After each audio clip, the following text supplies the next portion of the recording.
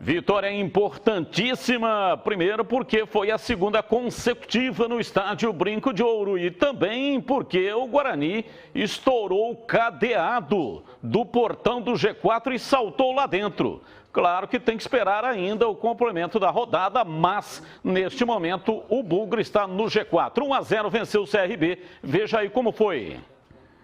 A disputa era por uma vaga no G4. O confronto entre Guarani e CRB colocou frente a frente duas equipes que vinham invictas há 3 rodadas na Série B.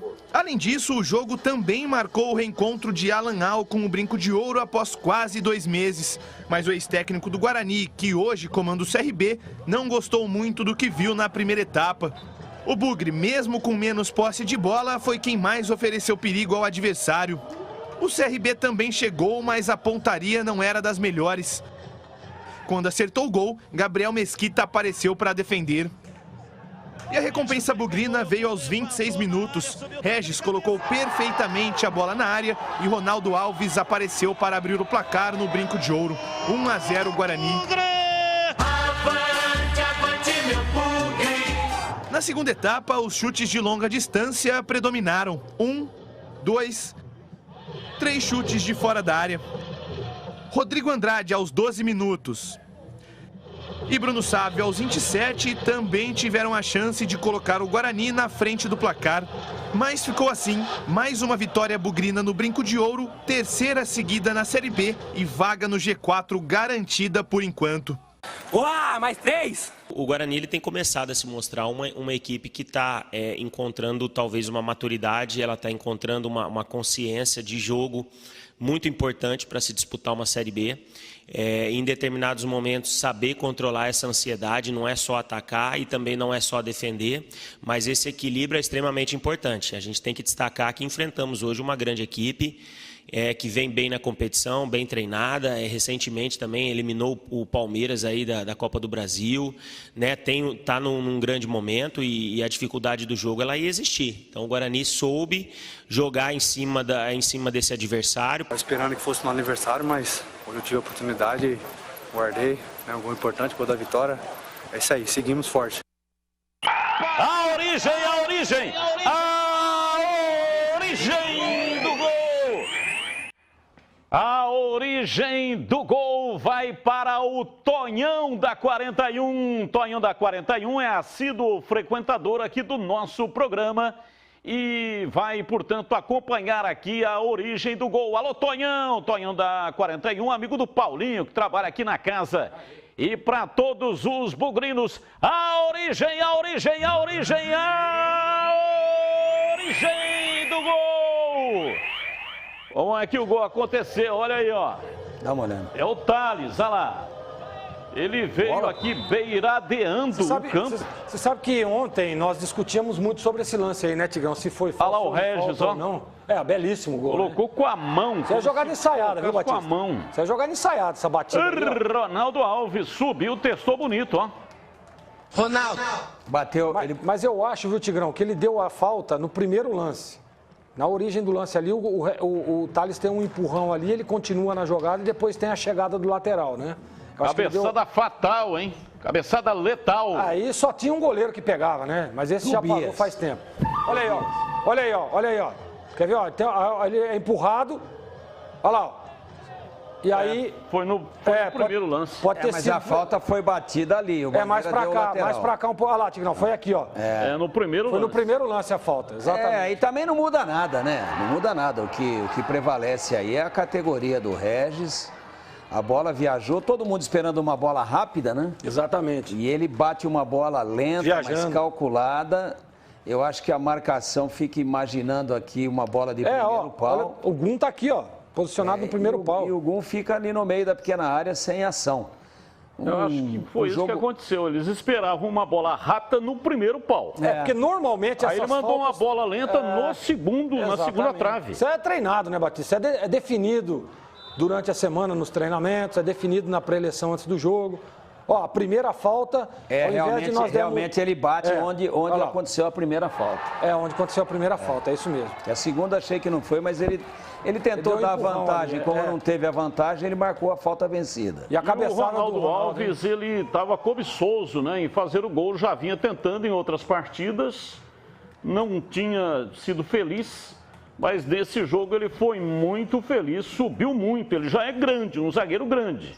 E subiu mais que todo mundo. Júlio Nascimento, a sua participação também, falando aí do gol da vitória. Diz aí, Júlio, boa tarde para você. Oi, Batista, um abraço para você, para todo mundo ligado aqui na Band.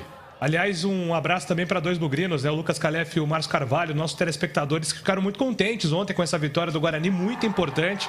Pela primeira vez na temporada, o Guarani atingindo 3 vitórias consecutivas, entrando no G4, torce hoje para que o Goiás no máximo empate com o CSA para continuar no G4 e continuar essa boa sequência com o Daniel Paulista, né? O Guarani tem feito grandes resultados, importantes resultados. Ontem o adversário direto, o CRB, era o 4º colocado e o Guarani toma a vaga da equipe do Alan Al com uma vitória muito importante. E vocês falavam do Thales aí, talvez até o Tigrão tenha uma referência de um jogador mais antigo que fazia muito isso.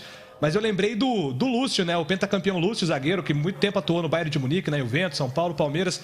No auge dele, ele tinha muito dessas arrancadas malucas aí, né? E pelo porte físico, o Thales é um jogador difícil de ser derrubado.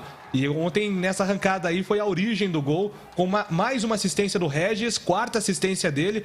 Todas as vitórias do Guarani, o Regis teve alguma participação fundamental, ou marcando o gol, ou dando uma contribuição com assistência. Vive uma fase espetacular o camisa 78 do Guarani, Batistão. Esse jogo lateralizado foi importante a participação do Thales, porque ontem o Guarani não tinha o Diogo Matheus. Mas o Pablo costuma fazer bem. O Pablo vai muito por dentro, né? Quem faz essa beirada do campo é o Diogo Matheus, que ontem se ausentou pelo motivo do 3º cartão. Mas essa jogada que o Júlio citou aí realmente é importante. Por quê, Batista? Porque o cara da recomposição, ele nunca espera, né? Uma arrancada dessa do zagueiro. E aí, nessa arrancada, tem o desencaixe de marcação. Você vê que o Thales está no meio de 3 jogadores ali, ó. Entendeu? Então, realmente é importante ter essa característica, essa qualidade. O Pablo ontem fez um jogo defensivamente falando bom, né? Participando pouco ao ataque, mas eu gostei. Acho que a solidez defensiva do Guarani foi muito boa. E o Guarani conquistou um ótimo resultado, né, Tigrão? A gente ficou com a sensação aí no gol que o Ronaldo Alves cabeceia realmente com o olho aberto, né? Não, isso sem dúvida. Ele bota no contrapé do goleiro, bota do outro lado. O Júlio falou aí, quem que você falou aí que tinha essas arrancadas aí, o Lúcio? O Lúcio, muito comum, né? O Lúcio, pentacampeão do mundo com o Brasil em 2002. Tinha sim, você tem razão, mas o Guarani teve alguns jogadores com essa característica aí, zagueiro, quero dizer. Um que até o porte lembra muito do Thales, assim, o jeitão de correr e tal, o Júlio César, né? Júlio César disputando Copa do Mundo pela seleção. O Júlio de vez em quando também pegava a bola e tentava resolver. E o Pereira fazia isso, Pereira que veio lá do Ituano. Agora, no futebol brasileiro, o maior de todos nessas arrancadas para quebrar linhas, isso sim é quebrar linhas, era Luiz Chevrolet, né?